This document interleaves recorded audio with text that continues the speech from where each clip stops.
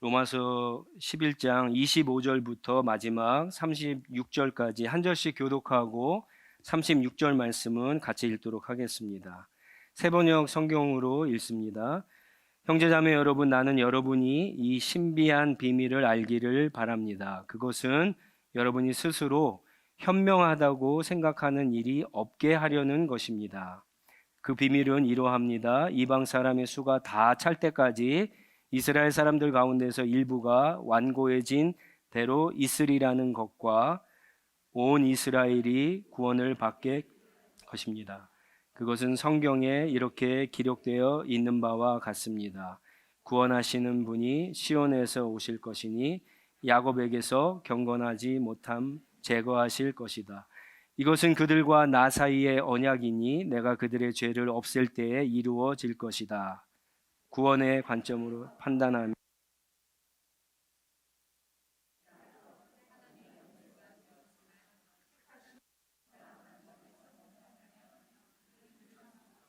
하나님의 사랑을 받은 사람들입니다.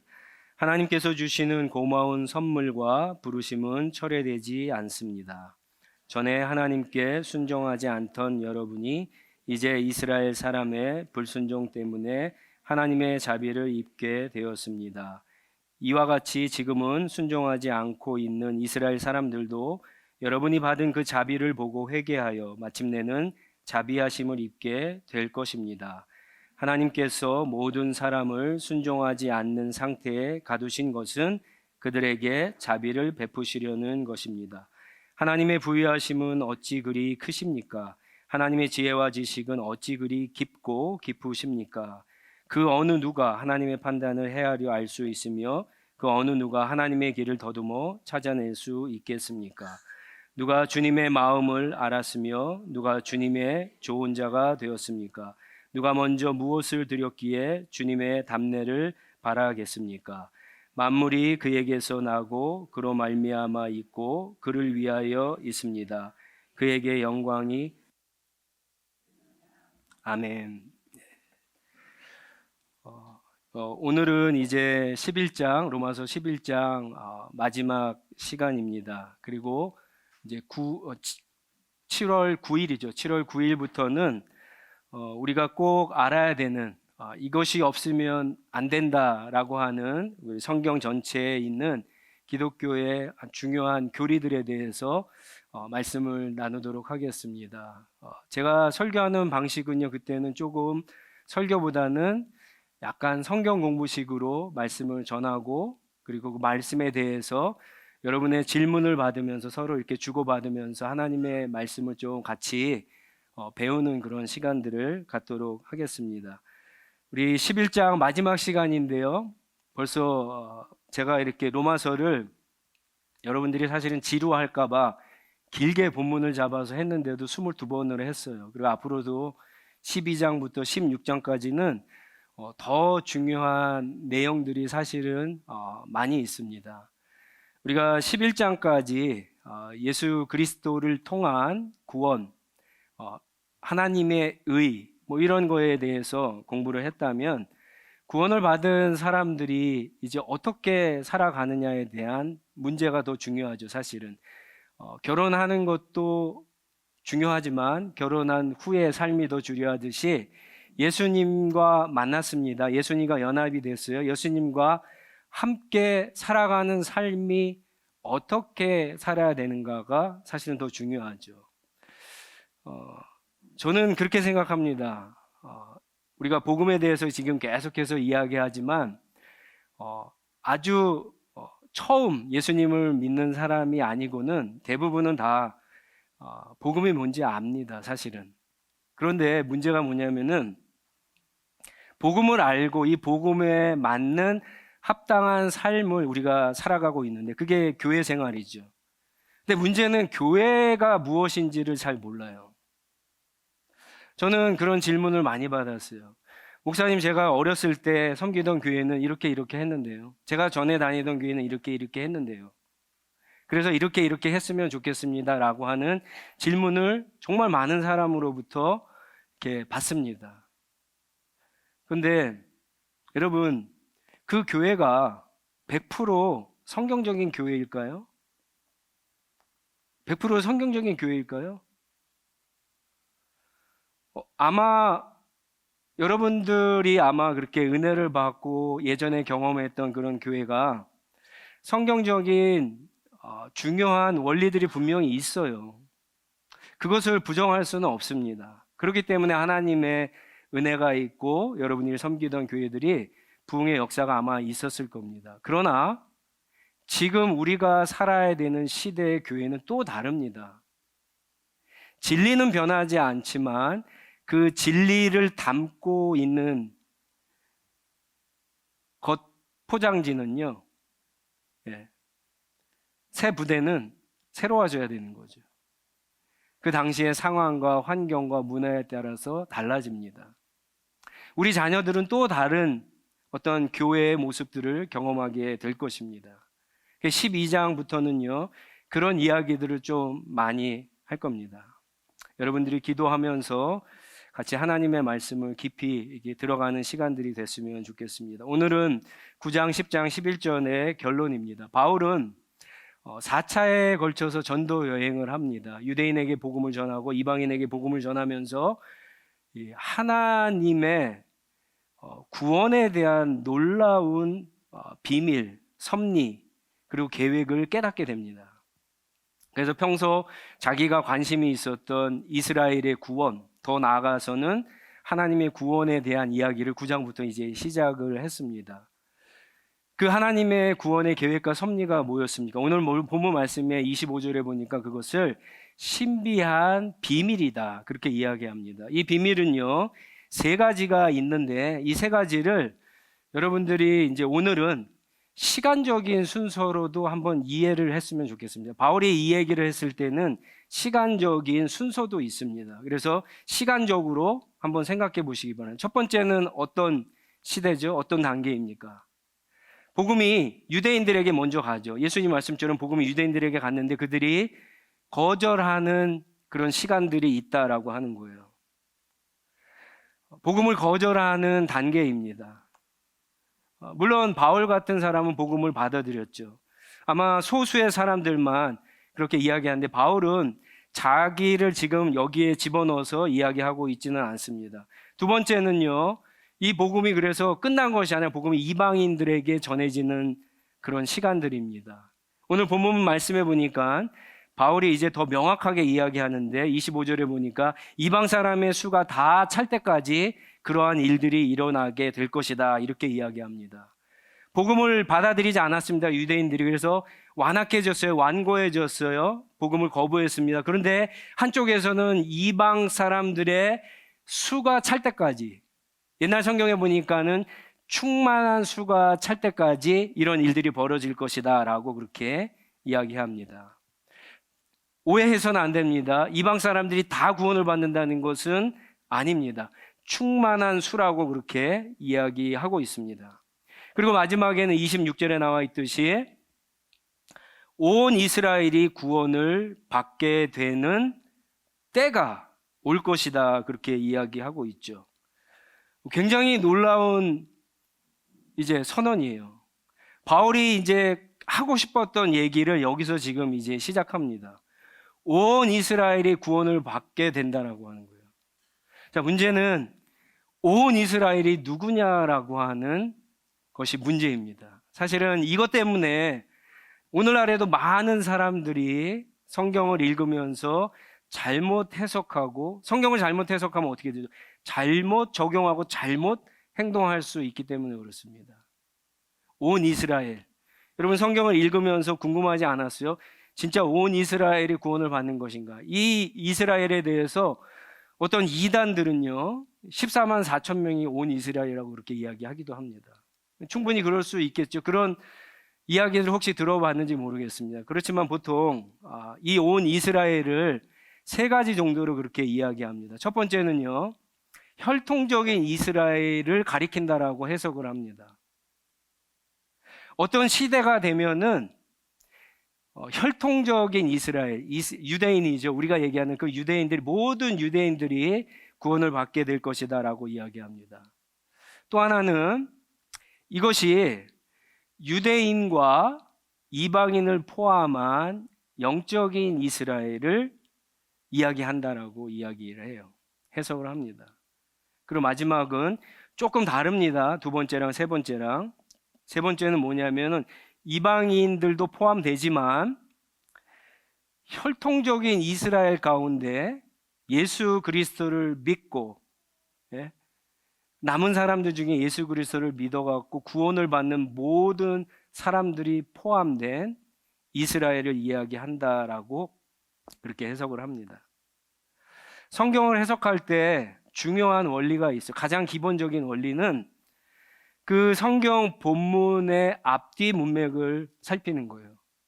그리고 성경에 아주 해석하기에 중요한 단어나 문장이 우리가 지금 말씀을 나누고 있는 로마서 안에서 어떤 의미가 있는가, 조금 더 넓게는 바울이 이 단어를 바울이 쓴 13개의 서신서 가운데, 책 가운데 어떤 식으로 해석하고 있는가를 봐야 되겠죠. 그리고는 이 말씀이 신약 전체에서, 그리고 성경의 큰 주제 안에서 어떻게 이해를 해야 되는가를 봐야 됩니다. 처음부터 한번 보죠. 이게 진짜 무슨 의미가 있는지.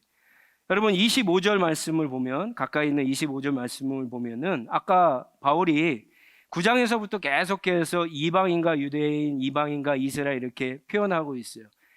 이거는 분명히 혈육적인 이스라엘, 혈육적인 이방인을 이야기하는 거예요. 그렇죠? 25절에도 보면은 이방 사람의 수가 구원을 받을 것이다 그렇게 이야기하는데 이거는 유대인이 아니에요. 그렇죠? 분명히 이방인이에요. 그렇기 때문에 이 온 이스라엘도 역시 혈육적인 유대인들을 이야기하는 것은 맞습니다. 그러나 모든 혈육적인 이스라엘은 아니다라고 하는 거예요. 바울이 구원에서 이야기할 때 모든 유대인들이 구원을 받는다고 얘기한 적이 있습니까? 없어요.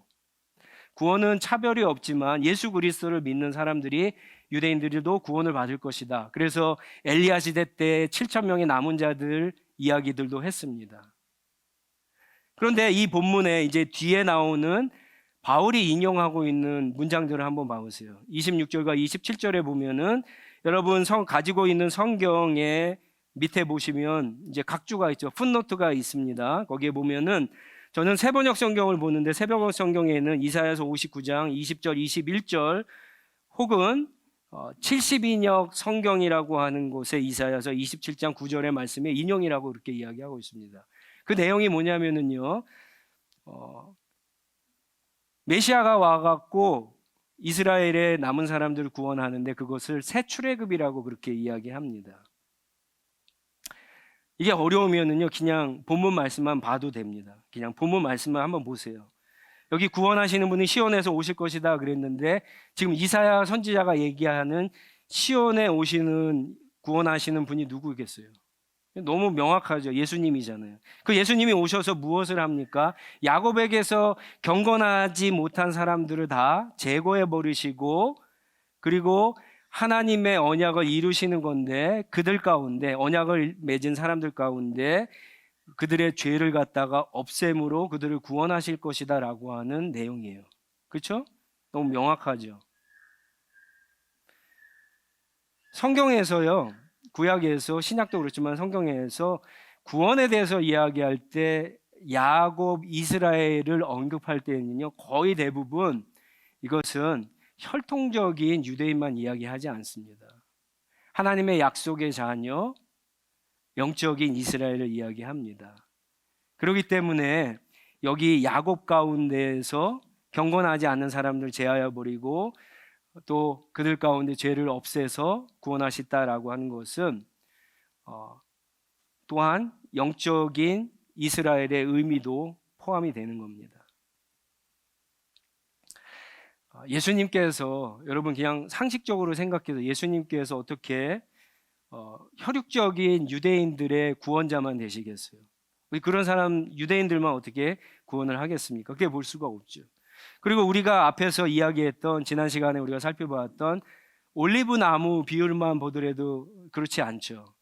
올리브 나무의 비율을 보면은 두 가지의 가지들이 나오죠. 참 올리브 나무 가지인데 열매를 맺지 못하는, 그래서 잘려 나가는 가지들이 있고요.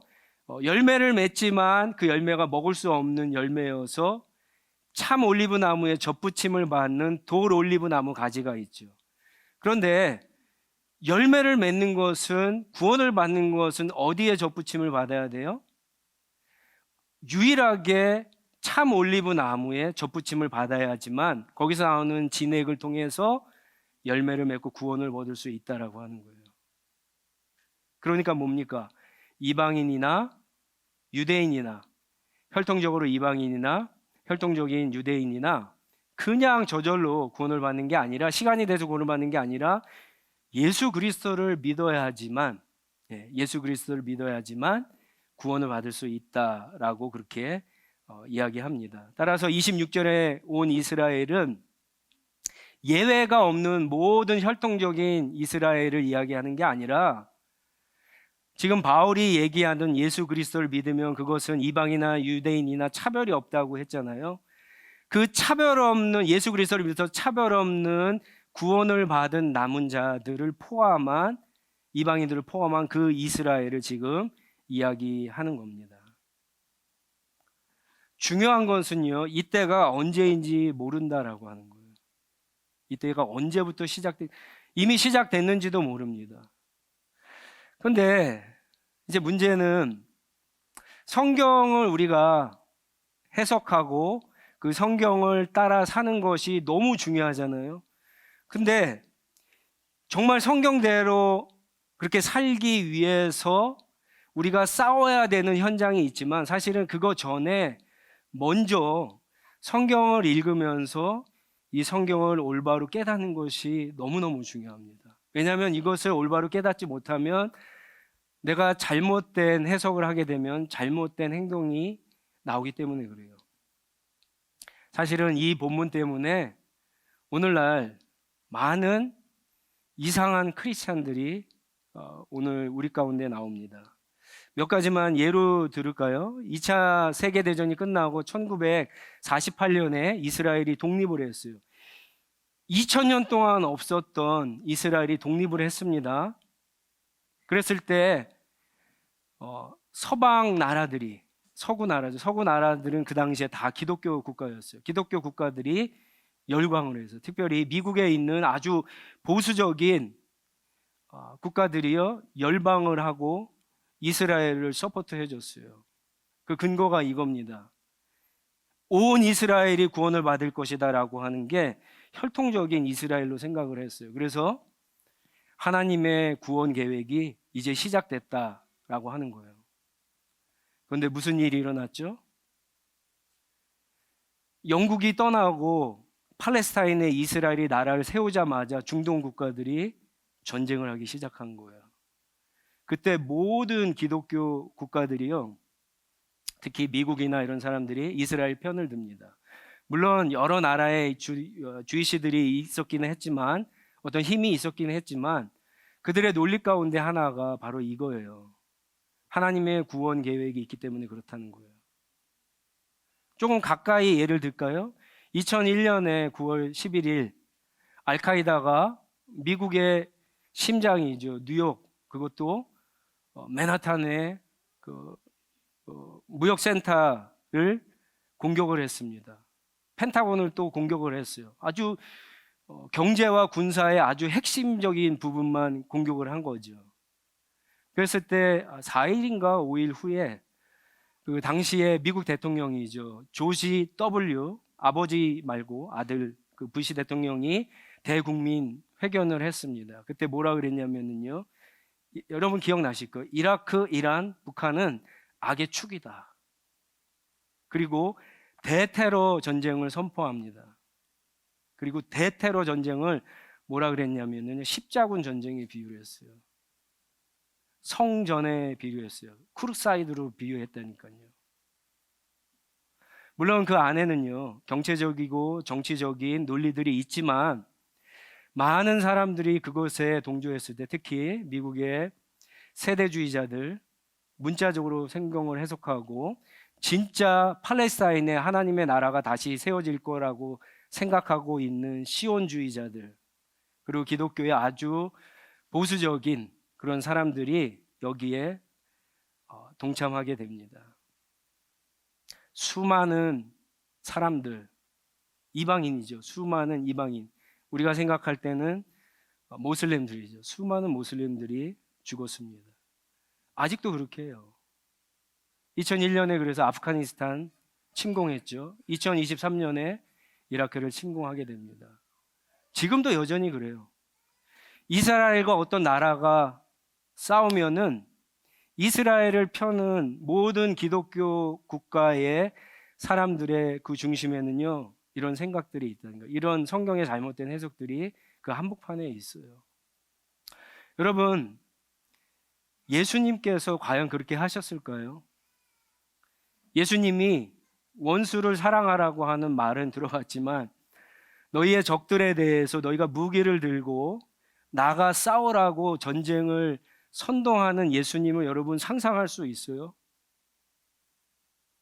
그런데 성경이 그렇게 이야기했다라고 잘못 해석한 것을 많은 사람들에게 잘못 적용하도록 그렇게 한다니까요. 말씀을 이해하는 것으로 끝나면 안 되고요. 말씀대로 잘 살아야 되는데 그러기 위해서는 말씀을 올바로 이해하는 그 과정이 너무 중요합니다. 여러분 큐티 하시잖아요. 너무 중요합니다. 그 훈련을 꼭 하셔야 돼요. 이따가도 우리 양육 훈련 우리 집사님, 우리 유신경 집사님 나와서 잠깐 광고하겠지만 암송 훈련도 우리가 앞으로 이제 계속해서 할 겁니다. 암송하고 성경을 읽고 큐티 훈련하고 이런 거 굉장히 중요합니다. 우리가 또 올라가서 성경을 또 공부할 거예요. 그런 거 너무 중요합니다. 왜요? 성경을 올바로 해석하기 때문에. 여러분 그냥 성경을 미신처럼 보시면 안 돼요. 큐티는 해야 되겠으니까 그냥 한번 읽거나 제가 보내드리는 거 보고 읽고 그냥 끝나시면 안 되고 질문을 가지셔야 돼요. 죄송하지만 제가 큐티를 할 때 몇 분 할 것 같아요? 여러분 큐티 몇 분 하세요?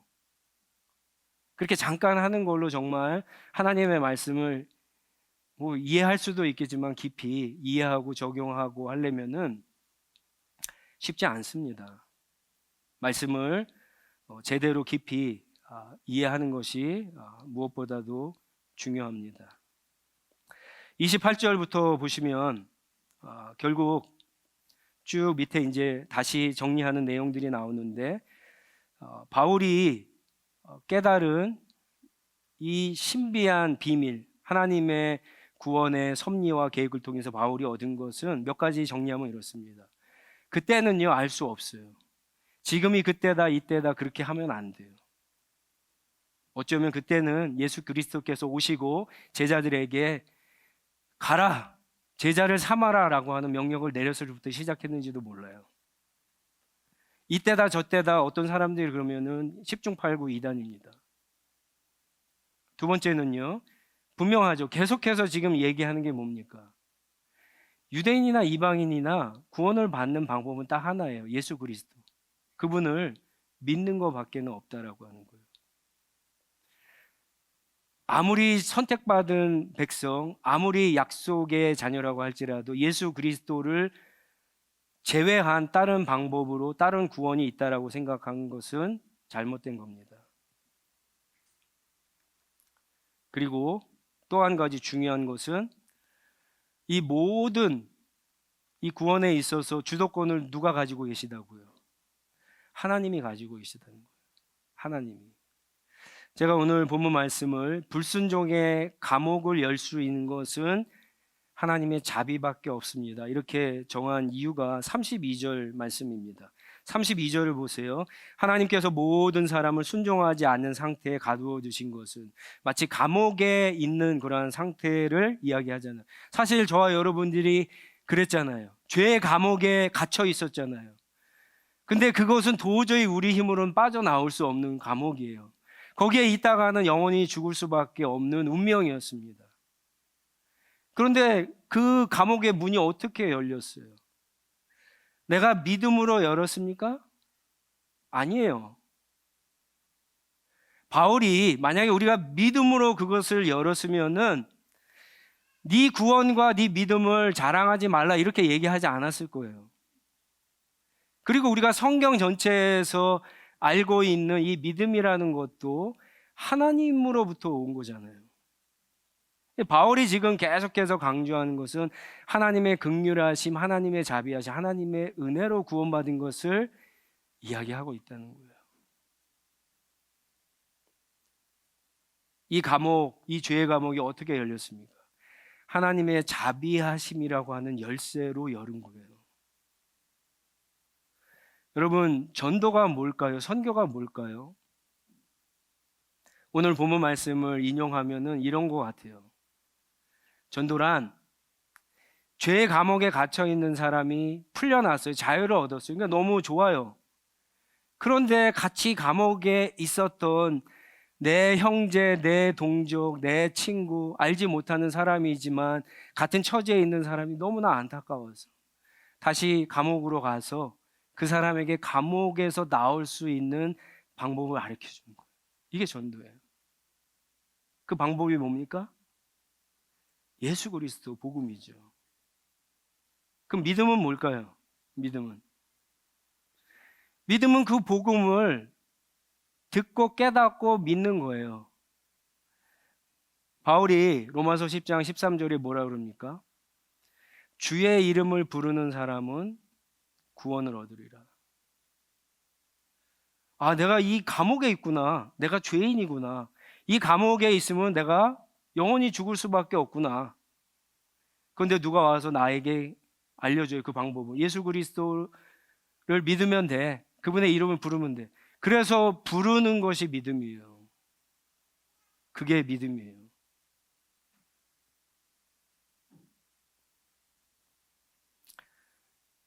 여러분, 우리가 죄의 감옥에만 갇혀 있을까요?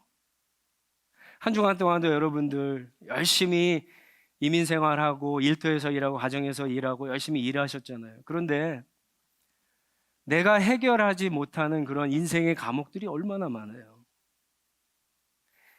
질병만 하더라도 그렇죠. 감기? 그거 내가 돈 있다고 감기에 안 걸리고 살 수 있습니까? 못해요. 하물며 하나님 앞에 내가 지은 죄, 그 죄 때문에 내가 감옥에 갇힌 그 문제를 내가 어떻게 해결을 해요, 이걸? 내가 어떻게 해결하냐고. 내가 열심히 교회 다니면 해결이 됩니까? 저절로? 말씀을 많이 읽으면 해결이 돼요?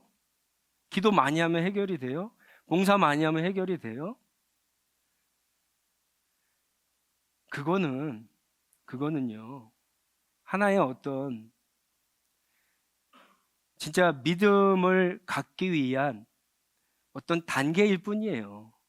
어떤 단계일 뿐이에요. 결국은 열심히 기도하는 거, 기도하면서 뭘 깨달아야 될까요? 하나님 말씀을 읽으면서 여러 가지 지금 이야기하는 이 복음에 대한 구원의 문제, 죄의 문제를 갖다 깊이 생각하면서 뭘 깨달아야 될까요? 자기 자신의 무능을 깨달아야 되는 거예요. 하나님께 모든 것이 달렸다는 거. 하나님의 자비하심, 긍휼히 여기심, 하나님의 은혜가 아니면 안 된다라고 하는 것을 깨닫는 거예요. 구원받은 모든 크리스찬들은요, 거기서부터 시작하고 거기서부터 계속해서 하나님이 우리에게 원하시는 자리까지 나아가는 게 우리 크리스찬의 삶입니다. 이것을 진짜 깨달은 사람은 바울이 지금 계속해서 얘기하듯이 우쭐댈 수 없어요. 자랑할 수 없어요. 교만할 수 없어요. 어떻게 교만을 합니까? 어떻게 자랑을, 어떻게 우쭐대요? 나보다 신앙이 없다고, 나보다 열심히 없다고, 왜 섬기지 않느냐고, 어떻게 자기와 그러지 못한 사람을 비교해서 그 사람을 갖다가 문제를 들춰내고 이야기할 수 있냐라고 하는 거예요. 그럴수록 더 두렵고 떨리는 마음으로, 겸손한 마음으로 섬겨야죠. 그리고 그 은혜를 깨달은 사람들은 어떻게 됩니까? 복음을 전하면서 실망하지 않죠. 왜요?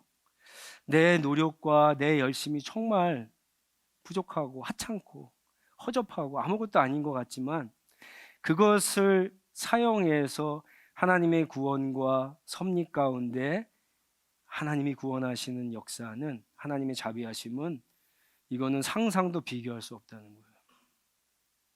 그래서 이 은혜를 깨달은 사람이 어떻게 됩니까? 결국은 33절부터 하나님을 찬양하는 거예요. 100% 하나님의 구원의 계획과 섭리를 이해해서 하나님을 찬양하고 있습니까? 아니에요. 세상에 어느 누구도, 바울도, 복음에 대해서 예수님을 가장 많이 닮았다고 하는 바울도 예외는 아닙니다. 100% 아는 사람은 없어요. 100% 알면 그 사람이 신이죠. 하나님과 동급이죠. 어느 누구도 그럴 수 없습니다.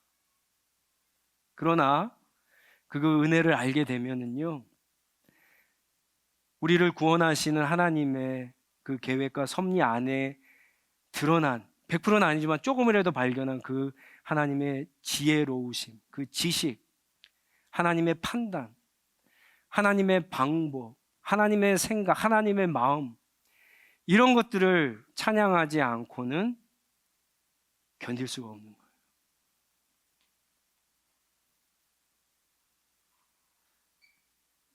여러분, 오늘 우리가 하나님을 예배하고 찬양하러 나왔는데 어떤 이유 때문에 찬양하십니까? 어떤 이유 때문에, 어떤 것이 근거가 돼서 하나님을 예배하고 있습니까? 이 구원 가운데 감추어진 놀라우신 하나님의 섭리와 지혜와 지식과 이 마음과 이 자비하심 때문에 하나님을 찬양하고 예배하는 저와 여러분들이 되시기 바랍니다. 같이 기도하겠습니다.